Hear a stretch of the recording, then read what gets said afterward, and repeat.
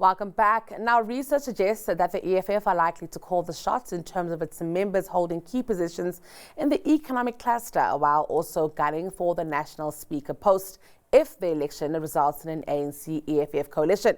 Now, Dirk Kotze, who is a political analyst who is with the Department of Political Sciences at UNISA, joins us with his take on what it's likely to play out should these two parties enter a coalition agreement. Prof, an absolute pleasure and a good afternoon to you.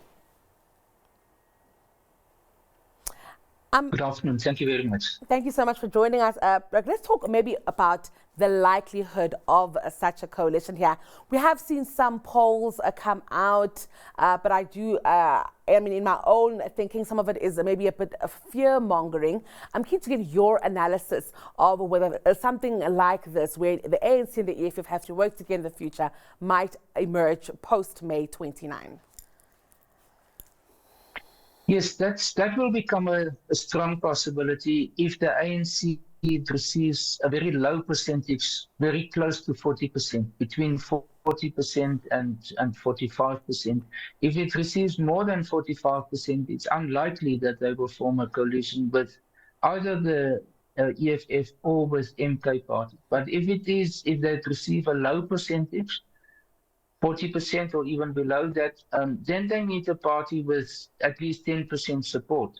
And that's where the EFF will be, and for example, not MK. If they receive more than in the high 40s, then they can use only small parties. They don't need any of the bigger parties, which will be, I think, the preferred option for the ANC at that point.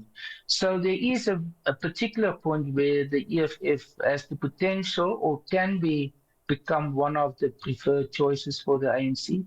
But in that respect, they will compete, for example, with the DA.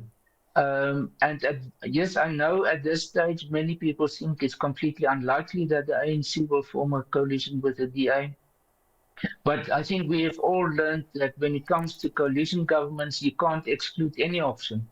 So that will certainly, I think, will also have to be kept in mind as one of the alternatives for an EFF ANC coalition.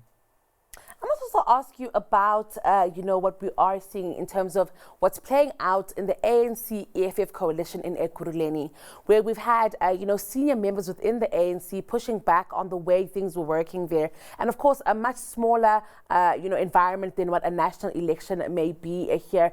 Is it possible that the ANC and the EFF might not work well together if we use Ekurhuleni as an example?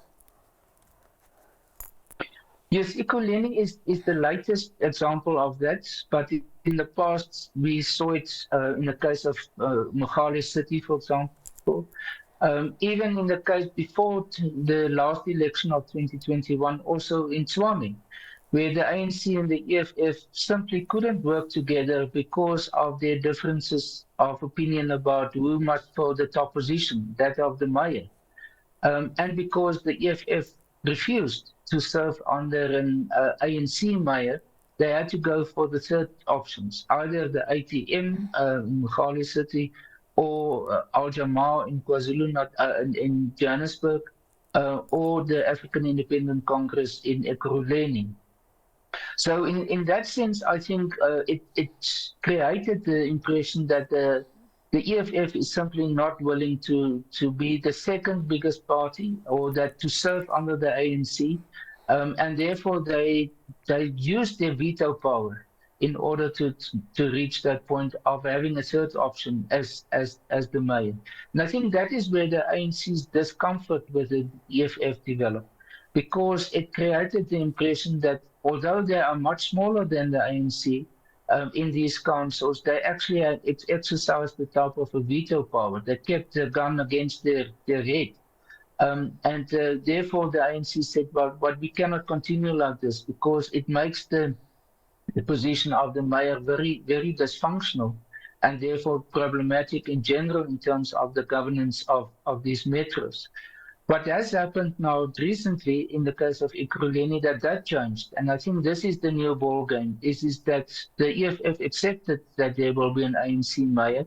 And they also constitute 50% of the mayoral committee of Ekurhuleni. So it's predominantly an ANC-EFF government, coalition government in Ekurhuleni, which is really a new development. It hasn't been the case in any other place so far. So I think this is the test whether for the EFF to demonstrate that they can be a reliable partner in a coalition. But they have very little time. It's only a month or so before the national and provincial coalitions must be formed.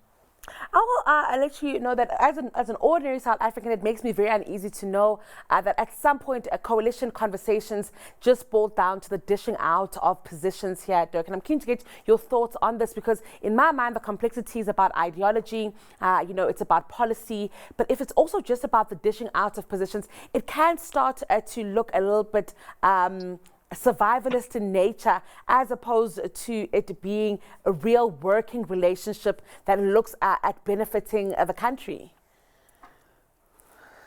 Yes, I think that is the discomfort that many people experience, is that they see it's opportunistic.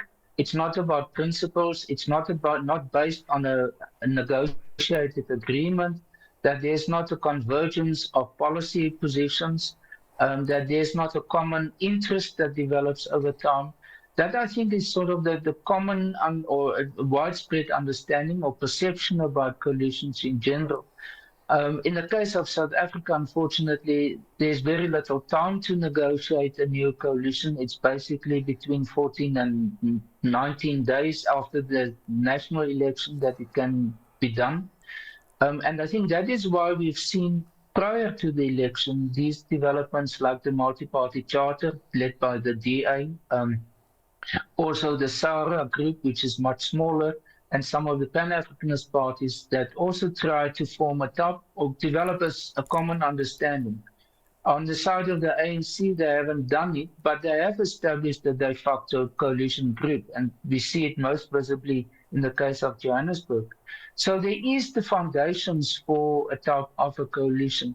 I think what will be unique is if the ANC's majority or the ANC's position weakens substantially, that it's not in the high 40%, but rather closer to 40 or even in the high 30s, where they need a significant other party to be the partner in a coalition. That doesn't really exist at the local government or metro level, that they are in these positions.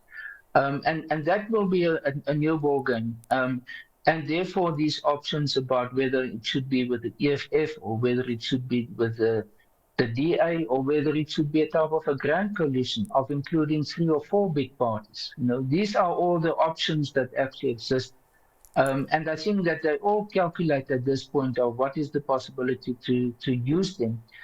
Normally, a coalition should be a minimum coalition. It should not be too big. It should be just over the 50% plus one, and not a 60 or 70% coalitions, because then they become a bit clumsy.